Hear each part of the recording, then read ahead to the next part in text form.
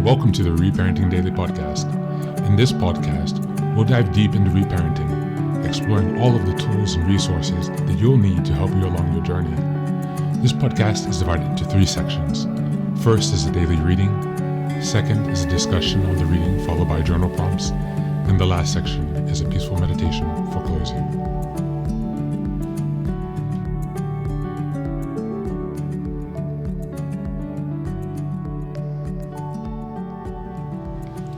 Good morning, good afternoon, good evening, from whenever and wherever you're joining us. Thanks for being here for another day of reparenting. Today we're going to listen to a lecture by Alan Watts, who was a 20th century philosopher, theologian, mystic, researcher, all of these things. He's quite an interesting person. I will add some details into show notes, as well as the reference to the book that he mentions in the lecture. You can also find that for free in the show notes. This lecture is an introduction on Taoism, self-knowledge, and self-understanding, and introduction to the Tao Te Ching and Taoism, which is a Chinese philosophy that he will explain on. So without further ado, please enjoy Alan Watts. I'm going to talk to you about Taoism, which is one of the principal forms of Chinese philosophy, as it were the opposite number of Confucianism. For these two ways of thought lie at the roots of Chinese civilization, both of them having a kind of common origin in the attitude to life expressed in the Book of Changes, or the I Ching, which may be as early as about 1300 BC. It's a very strange book. It is a commentary on 64 symbols, which are made up of broken and unbroken lines. The unbroken line like this, and the broken line like this. And this unbroken line is called yang, and the broken line is called yin. And this is ostensibly a method of decision making. When you flip a coin to make a decision, you've only got two choices. It's either heads or tails. But imagine having a 64-sided coin to flip to help you make decisions. It's rather an interesting idea, because when we do make decisions, we are always eventually reduced to flipping a coin. However well you think it through, you don't have time enough to think it all the way through. You know that there are always possibilities that you didn't take into consideration or couldn't take into consideration. And although you plan and wonder and work out the data, it eventually comes down to the point where you flip a coin, because you've got to make up your mind. But in some respects, you see, a 64-sided coin would be more suggestive, shall we say, than a two-sided coin. Well, anyway, these hexagrams, as they're called in the I Ching, are made up of fundamentally two symbols: yang, the positive, and yin, the negative. And the words yang and yin seem to refer originally to the south and north sides of a mountain. The south side is the sunny side, the north side the shady side. And note that you cannot possibly have a one-sided mountain. And therefore it's always understood that the yang and the yin are the explicit differences of an implicit unity. The poles. Yang is called male, yin is called female. And so they constitute a unity. Behind this unity is something represented by an empty circle, which is called Tai Chi, the great ultimate. The word Chi refers to the ridgepole of a roof, on which, of course, the two sides of a roof depend, on which they are propped together, like the two sticks that I talked to you about, which support one another. Take one away, the other collapses. So underneath the whole philosophy of China, there lies this recognition of the polarity of the universe, that the opposites go together, or as Lao Tzu puts it in the second chapter of his book, the Tao Te Ching, when all the world understands beauty to be beautiful, there is already ugliness. When all the world understands goodness to be good, there is already evil. For to be and not to be arise mutually. Neither one is before or after the other. They come into being together. So now, when it comes to Taoism, this is a point of view that becomes explicit in Chinese history, probably in the neighborhood of 400 BC. It used to be said that Lao Tzu, Laotzu, was originally thought to have been a contemporary of Confucius, who lived between 6 and 500 BC. But the general weight of scholarly opinion today is that the Lao Tzu book is about 400.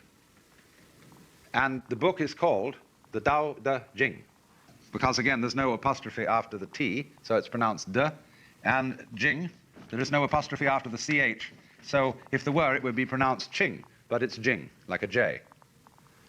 And so Jing, in Chinese, means a classical book or scripture.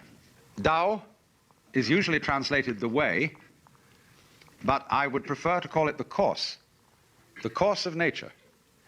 And De means virtue, but in the sense that we use the word virtue when we say the healing virtue of a plant.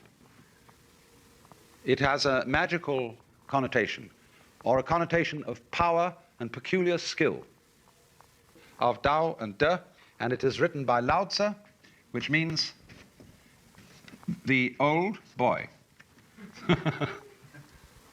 The legend, of course, is that Lao Tzu was the librarian of the imperial court, who, when he became an old man and sick of the intrigue of court life, decided to vanish into the mountains. But he was detained at the city gate by the captain of the guard, who said, "Sir, we cannot lose you without your leaving behind some record of your wisdom." And so he prevailed upon him to sit in his gatehouse and write down this book, which is a very short, laconical book, and it is divided into two main sections, one about Tao and one about De. He was followed in due course by a number of successors, of which the most important is somebody called Zhuangzi. And this man is really marvelous. He's one of the very few philosophers who have ever lived who was a great humorist. And if you get the modern library edition of The Wisdom of Lao Tzu, translated by Lin Yutang, you will find in that lots of Zhuangzi, translated as a commentary on Lao Tzu. And he is really delightful. He is a delicious person to read, because he has a kind of humor wherein he caricatures his own philosophy and takes it to absurd extremes just for the joke of it. And he puts a lot of his philosophy into the mouth of Confucius just to confuse everyone. He's a really witty man, and you must read him. So then, what I want to do is to discuss the main ideas of Lao Tzu, and of course, naturally, we have to start with Tao. This word in Chinese is connected with motion, going on and stopping, or rhythmic motion, on and off. And this other part of the character here means intelligence. So you've got intelligent motion, the course of nature. But the character also means to speak. And so it's rather like the Greek logos. The first verse of Lao Tzu's book starts out by saying something that you really can't translate. Tao can do, can be. Again, Tao. The Tao which can be Tao, not. This character means regular or eternal, Tao. And so we normally translate this, the Tao which can be spoken is not the eternal Tao. It could mean also the way which can be weighed, traveled, is not the regular way. But most commentators agree to the first translation. The Tao which can be described is not the eternal Tao. Then why go on to write a book about it? Well, consistency is a virtue of small minds. So you have in the idea of Tao the flow of life, the flow of events, the world considered as a stream. And water is very often used by Lao Tzu to give the idea of Tao, because water always takes the line of least resistance. Water is very soft. and yet one of the strongest things in the world. You can chop water with a sword but leave no wound. You can't squeeze it. You can't compress it. Wonderful stuff. And elsewhere he says, man at his birth is supple and tender, but in death he is rigid and hard. Thus suppleness and tenderness are the marks of life, and rigidity and hardness the marks of death. Tao is always gentle, you see, always yielding. It is feminine, in a way. Lao Tzu says, although you may be a male, always have a certain feminine quality, and thus you will become a universal channel. That has particularly to be learned by men in the United States, who tend to overcompensate masculinity, to be ashamed of gentleness, and to emphasize a kind of attitude to life, which usually indicates a fear of incipient homosexuality. And as a result, we have a lot of misunderstanding between men and women, because each one is so busy being their particular sex that they have nothing in common. So this idea then is the strength of gentleness. And of course it is ultimately on this philosophy that the Japanese worked out the science of judo. Do is the way the Japanese pronounce Dao. Ju means gentle. Judo, the gentle way, whereby a strong man is alarmingly defeated by the use of his own strength against himself. And the analogy is, of course, of the pine tree and the willow tree. The pine tree is a muscle man. And when the snow piles up and becomes icy, the pine tree branch cracks. But when the willow gets snow on it, after a little while the branch drops and the snow falls off and the branch springs up again. That's judo. They teach you in Japan a mysterious science called Aikido. Again, do meaning Tao. Aikido is the inner or esoteric aspect of judo.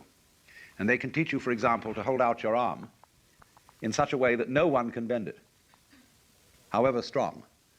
But it all depends on your not using effort to hold it out. You must not resist. There is a certain way of doing that. So this Tao cannot be defined.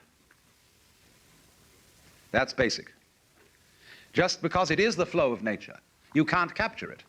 You can't shut up wind in a box and expect it to be wind. You can't catch flowing water in a bucket, because the minute it's in the bucket, it's no longer flowing. Now, Tao then means roughly what we would mean by the basic energy of the world. But there are two things to be said about it. And the first is that it is not a governing energy. Here we clearly come up against the principle or a concept of nature in which there is no government. This is an anarchic view of the universe. Not in the sense of chaos, but equally not in the sense of what we mean by order. The Tao does not rule. Lao Tzu says, the great Tao flows everywhere, both to the left and to the right. It loves and nourishes all things, but does not lord it over them. And when merits are accomplished, that is, good things are accomplished, it lays no claim to them. In fact, the Tao is always self-effacing, always disappears, always indefinable, always behind the scenes. And so, in a way, the Lao Tzu's book is written as a manual of advice to rulers. And his idea of a good ruler is one who is never in evidence. Do you know, for example, in Hinsdale, the name of your sanitation chief? I bet you don't. But he's a very, very important official. And Lao Tzu would advise the President of the United States to behave like the chief of sanitation. To be unobtrusive. And to generally leave things alone. Let things take their course. Not in the sense of, well, it's like this. It's the difference between rowing and sailing. When you row, it's a relatively stupid method of propulsion because you have to use effort. When you sail, you use the wind. But you don't have to go the way the wind is blowing. You can tack. And tacking so as to go in an opposite direction to the wind, is the art of Taoism. Anyone who really understands sailing understands Lao Tzu. So the next thing is that the Tao has a kind of order, but it's not quite what we mean by order. When we speak of order, we usually tend to think of something symmetrical, of something like a library, you know, where all the shelves are rectangular. But the Chinese have a word for order, for the order of the universe, which is this. They pronounce it Li. Now this sign has the original meaning of the markings in jade, or the grain in wood, or the fiber in muscle. So now when you look at a cloud, or at foam patterns, or at grain patterns in wood, you know for some reason or other that you're not looking at a mess. You're looking at something decidedly wiggly, but aesthetically pleasing. But you can't figure it out. There are no rules which it follows. For in this word has been translated the principle or rationale of nature, almost the law of nature. But the Chinese have no word for the law of nature. They do have a word for law, the word zi, zi. And this word zi, written this way, was originally written like this.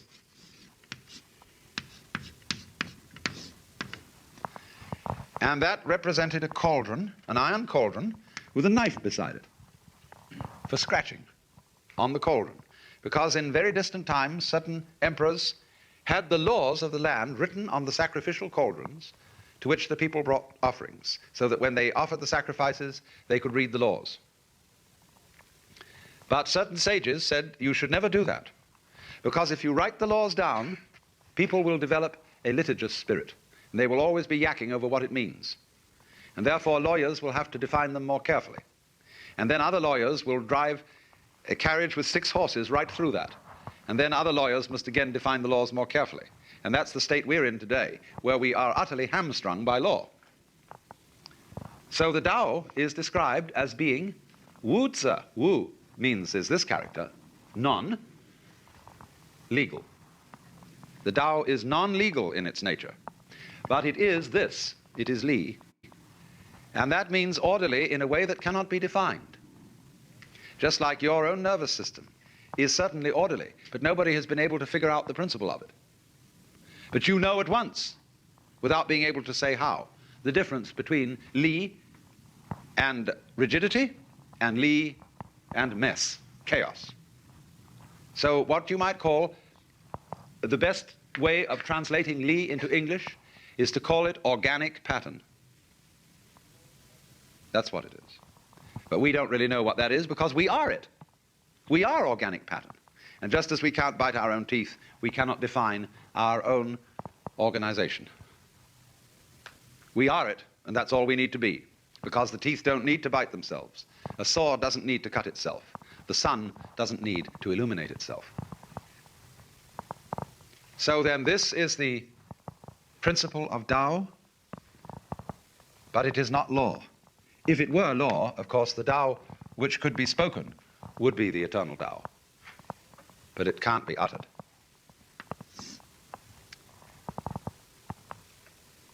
So Tao then is the principle of nature.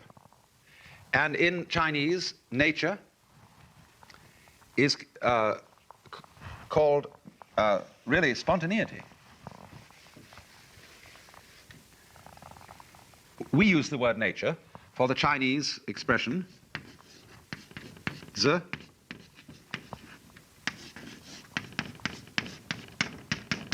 ziran. They pronounce J like a sort of unrolled R. I mean, that's the scholars did this to confuse you. Ziran means of itself, so. Self-so. Almost our word automatic, except that automatic has a mechanical sense, and this doesn't. When you have belly rumbles or hiccups, you don't intend to have them. It happens of itself. In the same way, you don't intend to beat your heart. It happens of itself. You didn't intend to get born. It happened of itself. This is Ziran. And so this word means nature. Dai Ziran, or the Japanese pronounce it Shizen, is roughly when they point to all the things happening around us, that's Ziran. And you see that Ziran, that which is so of itself implies no boss. So in the same way, they would look at the human body. Zhuangzi discusses the human body and says, which organ do you prefer? And it shows there is no chief organ. There could be an argument between the brain and the stomach. One school of thought would say, well, obviously the stomach is the most important organ because that's where the food goes and is distributed to everywhere else. And stomachs came first. Then later, on the upper end of the input channel to the stomach, there were evolved ganglia of nerves to enable the stomach better to scratch around for things to put into it. And therefore the brain serves the stomach. The other school of thought would say, well, no, it isn't that things which come first aren't necessarily the most important. The stomach is to the brain as John the Baptist was to Jesus. The stomach is there, but to nourish the brain. The stomach is the servant of the brain, which is, of course, preoccupied with higher things that we call culture. But you see, both arguments will stand up and both will fail, because the stomach and the brain have a mutuality between each other. They arise mutually. And there is no way of deciding which of the major organs of the body is top dog, because the body is a sort of democracy in which, by mutual cooperation, things happen without any preconceived plan. We think in the West that the order of nature has a plan underneath it, that there was, as it were, the original blueprint in the mind of God, which is the Logos, the second person of the Trinity. But the Chinese don't think that way. They would agree with the limerick. Well, I mean, they wouldn't, but they would agree with the humor of it. There was a young man who said, damn, for it certainly seems that I am a creature that moves in determinate grooves. I'm not even a bus, I'm a tram. But the Chinese do not think of any rails laid down, as it were, or rules laid down, upon which nature has to travel. They think simply that it organizes itself, but doesn't know how. Again, we're back to the centipede, which manages 100 legs without thinking, because thinking would embarrass it. That sort of thing is called in Chinese putting legs on a snake, you see. A snake needs no legs. And explaining the universe by a governor who dominates it is called legs on a snake. It's like saying, we have an instinct to do this, that, and the other. When people talk about instincts, watch out. They're invoking ghosts. When we say we have an instinct to survive, it means simply that we do survive, in fact, until we don't. And if you want to explain the curious fact that people seem to want to survive, you call it an instinct to survive. And this is learned gobbledygook. There was a time sometimes when you showed a physician or a scientist some peculiar thing which he didn't understand. He would look at it, put on his spectacles, examine it from various points of view and make a few notes, and then say, it is a lusus naturae. And everybody said, wonderful. He knows what it is, a lusus naturae. But it means it is a game of nature, a freak. And you will find that many, many medical people practice this sort of gobbledygook. You have a pain. They say it's neuritis. It means simply that neuritis means your nerves hurt. So it's always good to translate medical language back into English, and you begin to get some idea of what's happening. Now the next thing to take up is the word de. And as I said, this means virtue, power, sometimes magic. When we say a person is a virtuoso, we have something of the meaning of de in it. A marvelous accomplishment. And in opening the section on de, Lao Tzu says, superior virtue is not virtue, and thus is virtue. Inferior virtue cannot let go of virtue and thus is not virtue. Or we might say, a person who really has virtue is not striving for virtue, and thus really has it. A person of inferior virtue is so trying to be virtuous that he's not virtuous. In other words, when the person is trying and striving for virtue, he is being self-conscious and artificial.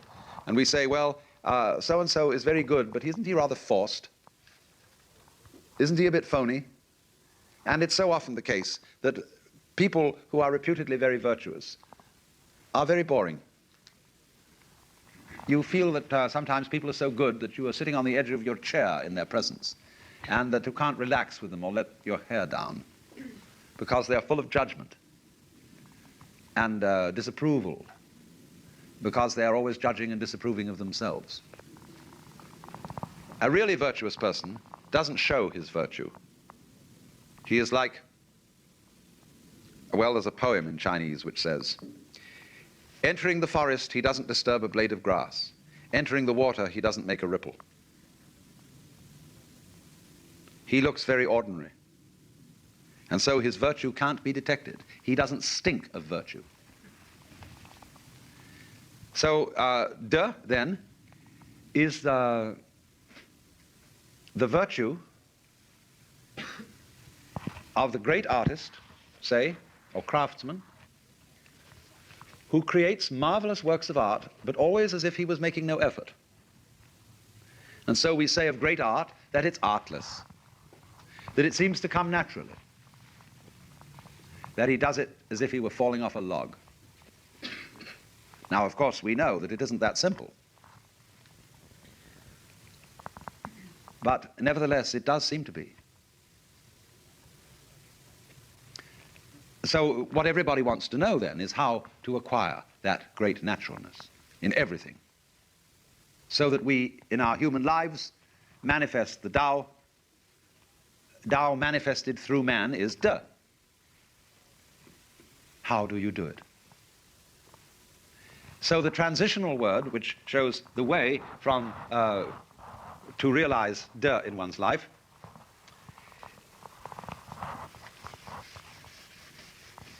I don't need to write the character again because it's already here, this one. And then, with this character, this is pronounced, this one is Wu, and this one is Wei. Wu Wei. Wei means to act, to strain, to strive, or to interfere. And so the Taoist manner of life is Wu Wei. Don't force it. Always go with the stream. You may need to use a rudder, but don't ever go against the stream. If you are swimming and you're caught in a very strong current, you will be lost if you try to swim against it. You must swim with it and edge to the side. That's Wu Wei.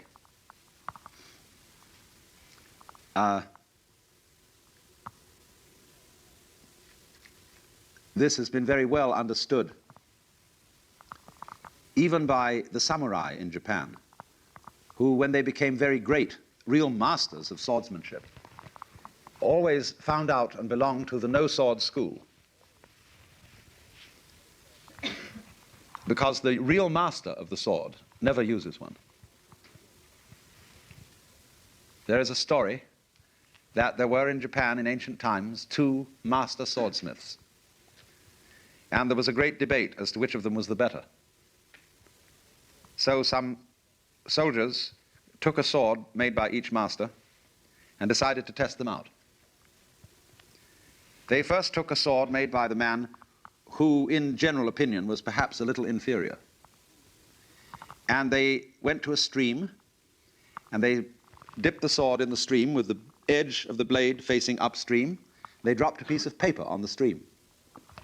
And it floated towards the sword, and as it floated, the sword simply divided it in 2. The 2 pieces of paper joined together on the other side and went on down the stream. They then took the blade of the man reputed perhaps to be the greatest master and thought, well, it'd be pretty difficult to improve on that. But we'll try it anyway. So they gave the same test.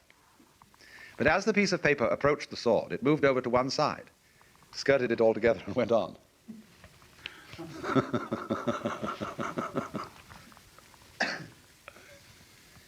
So the true master will never have to be in a fight.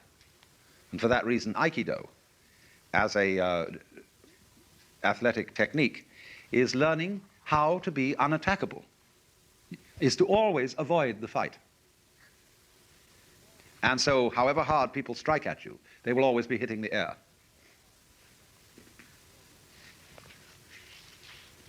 That's death, you see. That's magical power. But it all comes about through not using effort, not straining at anything, never strain. Like you never force a key in a lock, you'll just bend the key. You jiggle and jiggle and jiggle until it turns smoothly. Or put oil on it or something. But never force it. Same way, when you use your eyes, don't stare at anything in order to see it clearly, because you'll just tire your eyes and make the image fuzzy. If you want to see the time on a distant clock, you close your eyes. You imagine black and relax your eyes. Then look at the clock lazily, and you will see that the detail is clearer. So when you sing, you mustn't force your voice. Once upon a time, a great choir master was in the presence of William Temple, one time Archbishop of Canterbury, teaching a group of slum children how to sing. And he asked them first to sing some song with which they were all familiar, and wanting to impress the Archbishop, they sang it very lustily in a forced way, and it sounded terrible. Now he said, I want to show you something. There was present on this occasion a trained choir. And he said, now we are going to sing with this choir a song you people don't know, but listen to it. And the choir sang it very professionally. The choir master then turned to the group and said, now look, when you sing this song, the one thing you must not do is to try to sing it. You just think of the tune and let it sing itself. And they sang and did it very well. And he turned to the Archbishop, from whom I had the tale, and said, that's good theology, isn't it, Your Grace? Now that's Taoism. That's Wu Wei. And so now there's another story with which I will exemplify this. Later than Lao Tzu, there was another Taoist sage called Lietza. And he had the reputation of being able to ride on the wind. Of course, that's metaphorical. We say walking on air. Walking on air, never a care. Something is making me sing, you know. And so when Suzuki was asked what it's like to have the experience of Satori or enlightenment, he once said, it is like ordinary everyday experience, except it's about 2 inches off the ground, where you don't feel burdened by your own body, where you don't feel you were something that you have to lug around and hold a club over and generally boss. So the sense of lightness. That's the meaning of Lietza, being able to walk on the air. But he told a story of how he managed to do it. He said he went to a great guru, and this guru paid no attention to him. So he just sat outside the door of his hut. And a year went by, and still this man paid no attention to him. So Lietza went away, disgusted. But then he thought it over a bit and realized this man had a terrific reputation, and that if perhaps he had been a little bit more patient, he would have had some teaching. So he went back. And the great sage looked at him and said, why this ceaseless coming and going?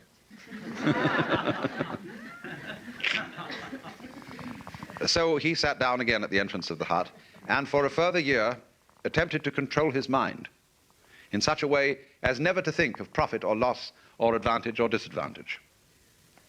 And then at the end of that year, the teacher looked at him. For another year he practiced, and at the end of that, the teacher invited him to come in the hut and sit on the mat. Then for the next year, however, he did something quite different, and he says this: I let my eyes see whatever they wanted to look at. I let my ears hear whatever they wanted to hear. I let my mouth say whatever it wanted to say, and I let my mind think whatever it wanted to think. And at the end of that year, I didn't know what was subject and what was object. I didn't take any account of time. I was riding on the wind, but I didn't really know whether the wind was riding on me or I was riding on the wind. And this was when he got to float, you see. But see what he finally did. He allowed democracy to prevail. He said to his eyes, I'm not going to try and control you. You know better how to see than I do. To his ears, I'm not going to force you to listen to anything. You know how to hear better than I can direct you. And so on for everything. He trusted his own brain. He trusted his own organism. And so this is Wu Wei. So in exactly the same way, if you practice meditation, don't try to meditate. Like the choir was told not to try to sing. Don't force it. When you meditate, let your lungs breathe the way they want to breathe. Let your mind think anything it wants to think about. Don't try to repress thoughts. Let your eyes see whatever they're looking at. And let your ears, your eardrums vibrate to any oscillations there may be in the air. Let go. You think that's very risky. It isn't. It really isn't. It's like a ship in a typhoon. They always shut the engines off and drift.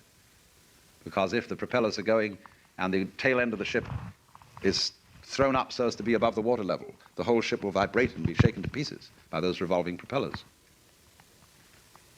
So in a big storm, and life is a big storm all the time, you let go and you become like a cork on the water or a ping pong ball in a mountain stream. So that's the art of Taoism. That's the whole thing. That's Wu Wei.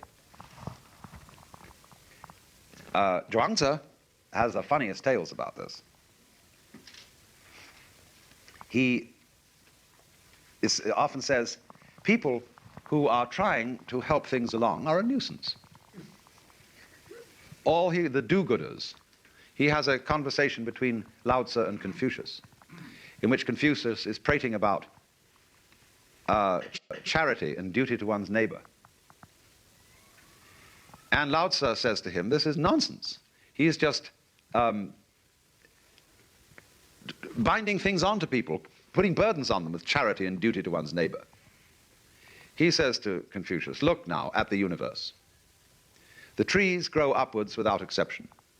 The stars always follow their courses. And the migrating birds at the various seasons always cluster with complete regularity. But they don't say anything. They don't have any religion. And your idea of eliminating yourself is a positive manifestation of self. You have brought much confusion, sir, to the kingdom, because you are like one who beats a drum in search of a fugitive. Or we would say, like the police driving to a raid with their sirens on. And of course, when the fugitive hears the drums, he conceals himself. And so when you sound all sorts of drums and promise to be virtuous and make resolutions to be virtuous, you're in for trouble. Because the devil hears you coming. You see now, this is something that's very important. There is a Zen story which describes a woodcutter working in the forest, chopping down trees. And he suddenly noticed in a bush over there an animal that was watching him. And this animal is a Satori animal. And he thought, I'm going to get that animal for lunch. But the animal could read his thoughts. And the animal said to him, you think you're going to catch me, don't you? And the woodsman looked round and he made for it, and the animal vanished. And then appeared at the opposite end of the clearing, laughing, saying, you can't catch me. And he thought, the next time I see that animal, I'm going to move to the opposite end of the clearing from which it appears, catch it that way. And the animal said, you're thinking, aren't you, to go to the opposite side of the clearing from which you see me? And for a while, the man tried, by going in various directions with his axe, to catch this animal, all to no avail. So he got disgusted and went back to chopping the tree. And the animal laughed at him again and said, so you've given up. And just that moment, the axe head flew off the axe and killed the animal. You see? He had to get it without intention to do so. That's what's called purposelessness in Taoism, which is a form of Wu Wei. And a Taoist text says, when purpose has been used to achieve purposelessness, the point has been grasped. So, it's the same problem we have in India. You know, there's a superstition that if you think of a monkey while you're taking medicine, the medicine won't work. So you're in the predicament of trying not to think of the monkey while taking medicine.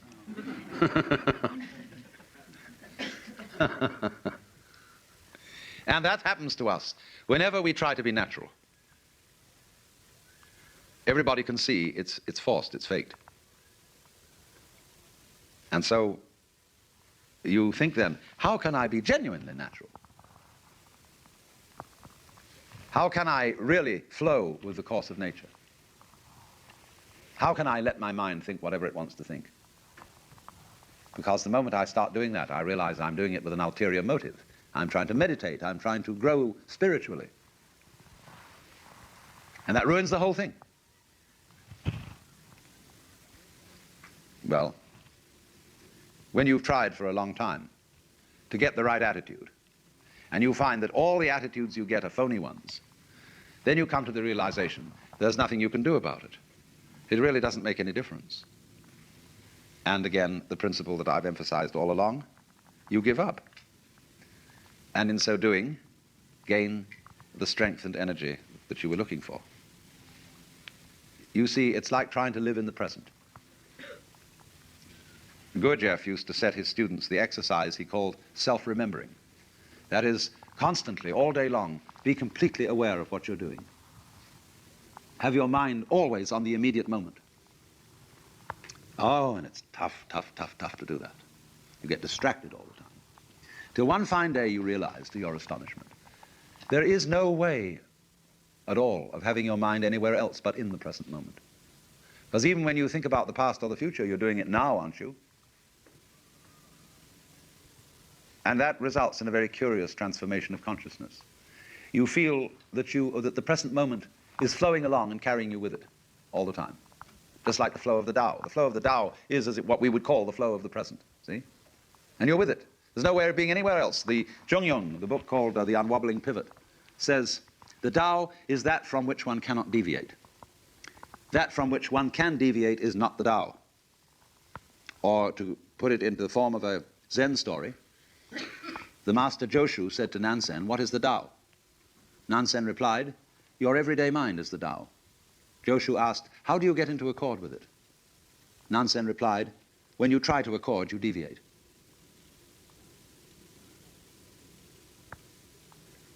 So that's the principle. And this, although, again, the paradox, you see, this sounds like a completely laissez-faire, spineless attitude to life. But it is precisely Taoism, which underlies, in common with Buddhism, in conjunction with Buddhism, it underlies the greatest achievements of Chinese art and culture. It underlies judo. It underlies the Zen arts of Japan, calligraphy, architecture, gardens. It is the form of Chinese philosophy which in subsequent years became most interested in science and in the study of nature. The Confucians never had any interest in science because they were bookish people. They were all absorbed in texts. They were essentially scholastics and never opened the book of nature. But the Taoists were always observing natural phenomena, how they worked. They were interested above all in manual skills and using the Tao to perfect manual skills. And therefore, these lazy people achieved the most interesting results because they were like water, which is lazy and always seeks the line of least resistance. But that is almost the same thing as intelligence.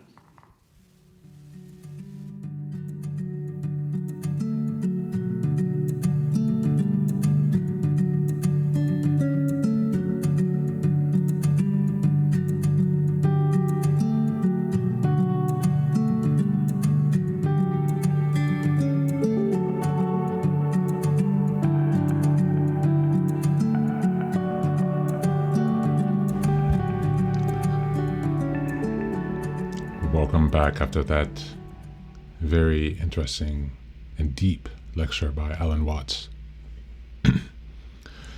This was a longer than normal lecture, so I'll keep the reflection a bit shorter because there was so much that was covered. And there are so many different things to reflect on. But something that I really take away from this is the ability to relate our true self, our true gifts, and to align that understanding with that of the Tao, going with the flow, going with what's natural, what is in least resistance, and how childhood trauma can create a blockage to that flow state of our original self, our original talents, as we become lost. And so the idea here is to help people figure out how to reorient themselves back into that flow state, how to align with the Tao, with your true self, where your inner child is fulfilled, supported, comforted. Think about things this way. As always, thank you for being here. Take care of yourself and be well.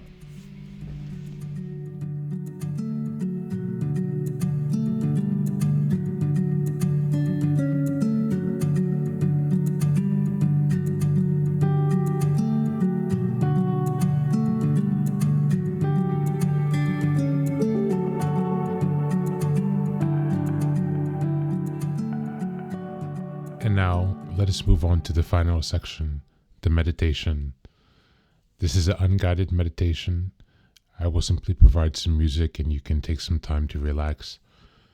Please feel free to choose a location and a place where you feel safe and where you can be undisturbed for the next 10 minutes.